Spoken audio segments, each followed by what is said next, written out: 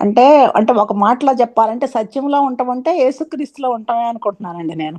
ఎందుకంటే నేనే మార్గమును, సత్యమును, జీవమును అన్నారు కదండీ! అందుకని మనం యేసుక్రీస్తుని అవలంబించి ఆయనలాగా జీవిస్తే, ఆయనలా ఉండాలని మనం ప్రయత్నించి ఆయన సహాయం కోసం కోరుకుంటే, మనం నీతి మార్గంలో నడిచినట్లేమని నేను అనుకుంటున్నాను మరి. బ్రదర్ చెప్పినట్టు కూడా అనుకోండి. అంటే ఒక మాటలో చెప్పాలంటే సత్యంలో ఉండటం అంటే ఏంటంటే, ఆయన సత్యం కాబట్టి ఆయన వెంబడించటం, యేసయ్యలో ఉండటం అని ఆయనలో నిలిచి ఉన్నటువంటి అర్థం ఏంటి అంటే, ఇప్పుడు చాలామంది నేను యేసుప్రభుని అంగీకరించాను, ఆయన నాలోను నేను ఆయనలో ఉన్నానని అనుకుంటాం.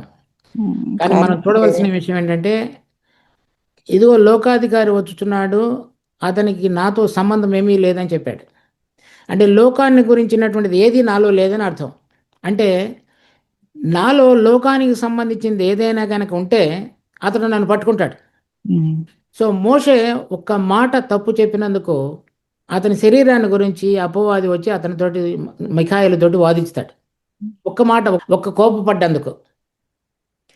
అలా ప్రభు ఏం చెప్పాడంటే అతడు నన్నేం చేయలేడు, అంటే అతనికి సంబంధించింది నాలో ఏ లేదని చెప్తున్నాడు. అతడు దేనికి అధికారి అంటే లోకానికి అధికారి.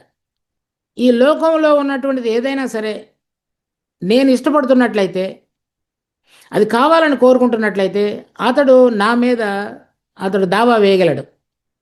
నాకు సంబంధించింది హరిలో ఉంది అని చెప్పగలుగుతాడు అతడు. సత్యమందు నిలిచి ఉండటం అంటే యేసు ప్రభువులో నిలిచుండి యేసు ప్రభు జీవించిన విధంగా జీవించడం అని అర్థం. అతడు నన్నేం చేయలేడు, అతడు నన్ను ముట్టడం. అదే అదే ఏదైనా అతనికి సంబంధించింది కనుక నాలో కనబడితే అతడు నన్ను పట్టుకోగలుగుతాడు. కాబట్టి అపవాదికి మనం ఆస్కారం ఇవ్వకూడదు. పూర్తిగా లోకాన్ని కనుక మనం ప్రేమిస్తే ఆస్కారం ఇచ్చేసినట్టే, ఆస్కారం ఇచ్చినట్లే. లోకం మనలో ఉండకూడదు. అది థ్యాంక్ యూ బ్రదర్. దేవుని ఆత్మ మనలో ఉంది అంటే లోకంలో ఉన్నవి మనం ఏం ఆశించకూడదని మీరు చెప్తున్నారా? అంతేనా? నేను అట్లా చెప్పట్లేదు. దేవుని యొక్క ఆత్మ మనలో కనుక ఉంటే ఆయన ఏం చెప్తాడంటే, ఆయన పైనుంచి వచ్చిన వాడు కనుక ఆ పైన ఉన్నటువంటి సంగతులను గురించి మనతో మాట్లాడుతుంటాడు.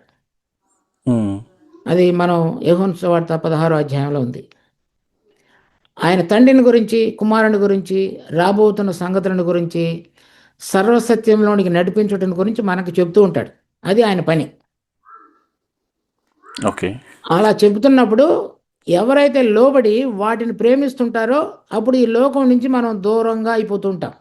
ఆ ఆత్మకు లోబడుతున్నప్పుడల్లా ఈ లోకం నుంచి మనకు ఎడబాటు జరుగుతూ ఉంటుంది. ఎవరైతే ఈ ఆత్మ చెప్పినప్పటికీ లోబడరో వారు అక్కడ నిలిచిపోతారు వాళ్ళ యొక్క ఆత్మ సంబంధమైన జీవితంలో. ఎవరైతే ఆత్మకు లోబడుతుంటారో ఈ లోకం మీద జయం పొంది ప్రభు యొక్క మార్గాన్ని ప్రేమించి ప్రభు అనుమతిస్తున్నటువంటి మార్పును వారు అంగీకరిస్తూ ముందుకు సాగుతారు.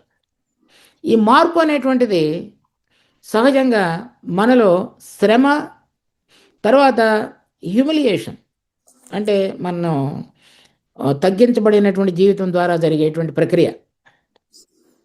అటువంటిది జరగడానికి చాలామంది మనం ఒప్పుకోం. అప్పుడు ఈ మార్పు అనేటువంటిది ఆత్మ యొక్క ప్రభావం ద్వారా మనలో జరగకుండా కుంటుపడిపోతుంది. కానీ ఎవరు కూడా ఈ శ్రమ అనేటువంటిది ఒప్పుకోరు. శ్రమ అనేటువంటిది జరగడం ద్వారానే మార్పు జరుగుతుంది. ఆ శ్రమలో మనం నిలబడి ఉండటానికి మనకు బలం ఇచ్చేటువంటి వాడే ఆత్మ.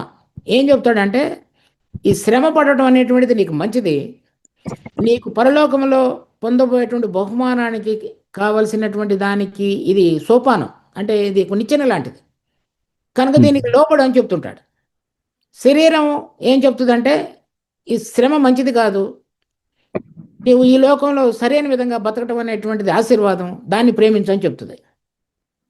ప్రభు ఏం చెప్తాడంటే లోకాన్ని ప్రేమించొద్దని చెప్తాడు. ఆత్మ ఏం చెప్తాడంటే పరలోకంలో ఉన్న దాన్ని ప్రేమించని చెప్తాడు.